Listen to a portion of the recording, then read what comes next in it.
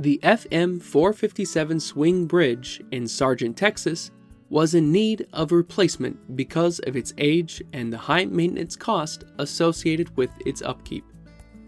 The Texas Department of Transportation proposed to replace the swing bridge with a concrete bridge that would span the Gulf Intracoastal Waterway to provide access for residents on the south side of the water.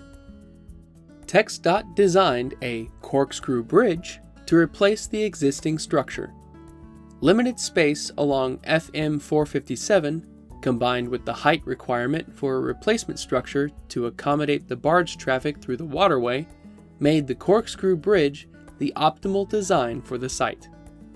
Bexar Concrete Works teamed up with Modjeski and Masters to redesign the project's pre-stressed elements and design pre-stressed precast bent caps. These bent caps weigh between 150,000 and 250,000 pounds at the main span. The 300-foot clear main span was achieved using spliced TX96 girders of varying depths, between 8 and 12.5 feet deep.